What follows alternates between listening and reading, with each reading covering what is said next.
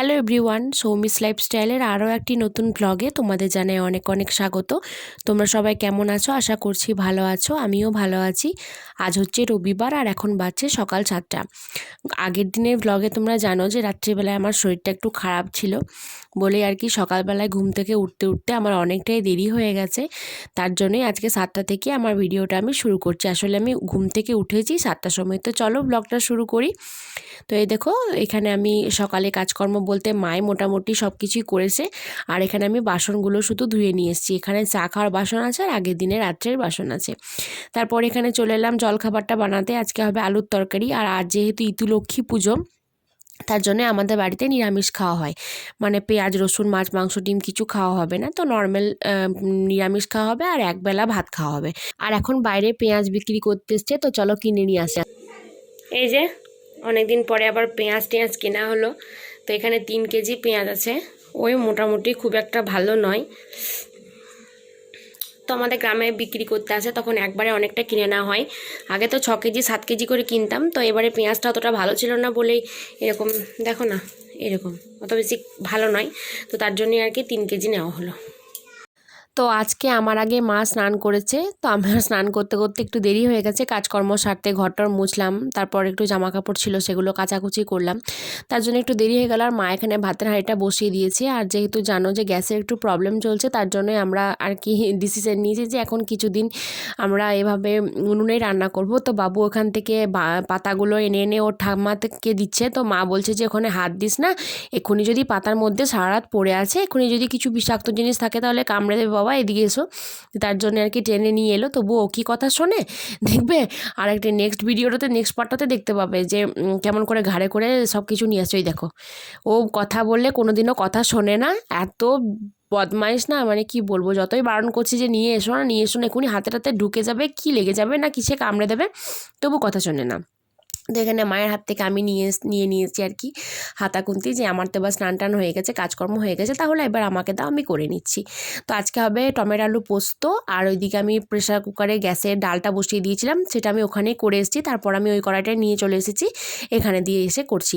তো পোস্তর আলুটা না আমি ভাতের হাঁড়ির ঢাকনার মুখে সেদ্ধ করে নিয়েছিলাম। তারপর ভালো করে টমেটোটাকে ভেজে, আজকে তো পেঁয়াজ টেয়াজ কিছু দিতে পাবো না, তো তার জন্যই আর কি টমেটো আলু পোস্ত একবেলাকার মতো, কারণ ওই বেলায় আর কিছুই খাওয়া হবে না, এসব কিছু সমস্ত কিছু আর কি একবেলার মধ্যে শেষ করতে হবে, তার জন্য এত অল্প।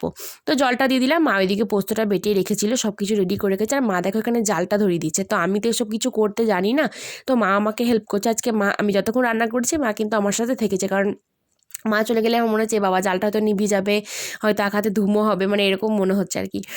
তো এই যে পোস্তটা প্রায় আর হয়ে এসেছে, এবার আমি পোস্তটা দিয়ে দেবো। মানে আলুটা বেশ ভালো করে নুন টুন ঢুকে গেছে, তারপর আমি পোস্তটা দিয়ে দেবো। তো চলো দেখতে থাকো ব্লগটা। Good evening. দেখো আমরা কিন্তু আবার উনুন পাড়ে চলে এসেছি। তো এখন বাজছে মোটামুটি 5:45 মতো। তো মা বললো চলো, ওইদিকে তো রাত বাড়ছে, ঠান্ডাও বাড়ছে, তাই এইদিকে যখন করতেই হবে তাহলে তাড়াতাড়ি করে নিই, সন্ধ্যা থাকতে থাকতে। তারপরে তখন চাটা করে চা খাওয়া হবে। তো এই উনুনে জ্বালেই চা করা হবে, কারণ উনুনে অনেকটা আঁচ বেঁচে যায় আর কি, শেষ পর্যন্ত তো অনেকটাই তাপ থাকে, তার জন্যই। আর আজকে এখানে আমাদের পালো করা হচ্ছে। তো পালোটা তোমরা যারা গ্রামে থাকো তারা বুঝবে, আতপ চাল গুড় চিনি আর দুধ দিয়ে করা হয়। তো কেউ গুড় দিয়েও করে, কেউ চিনি দিয়েও করে, যে কোনো একটা কিছু দিয়ে করলেই হলো। তো এটাকে ভালো করে ঘেটে নামিয়ে নেওয়া। তো এটাই হবে আজকে আমাদের রাত্রে ডিনার। আজ প্রথমবারের মতো উনুনে রান্না করার এক্সপিরিয়েন্স হলো আমার। এর আগে কখনো আমি উনুনে রান্না করিনি, কখনো করতে হয়নি আর কি, এখন করতে হচ্ছে তাই করছি।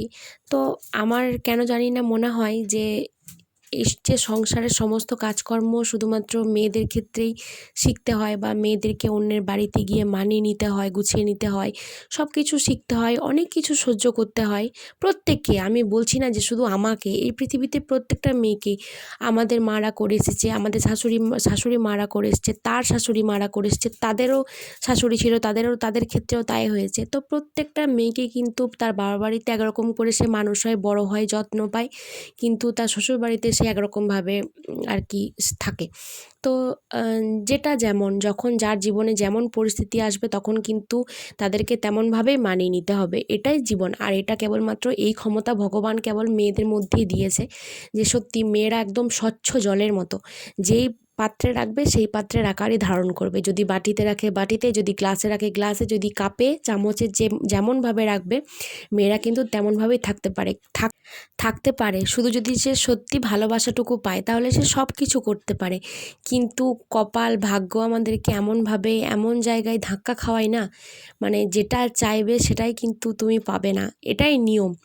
তো এত কিছু করার পরেও কিন্তু আমাদের মধ্যে অনেক মেয়েকে শুনতে হয় যে আর সংসার করা যাচ্ছে না, আর সংসার করতে পারছি না, ওর সাথে মানিয়ে নিতে পারছি না, এরকম অনেক কিছু এক্সেট্রা এক্সেট্রা প্রচুর কিছু আছে যেগুলো তোমাদেরকে শুনতে হবে এই সংসারে থেকেই।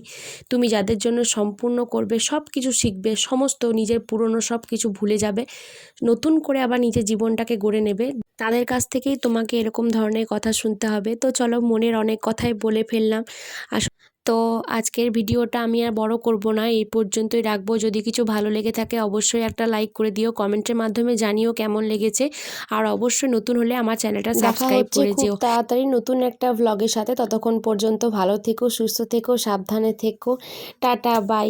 আজকের মতো গুড নাইট, সবাই ভালো থেকো।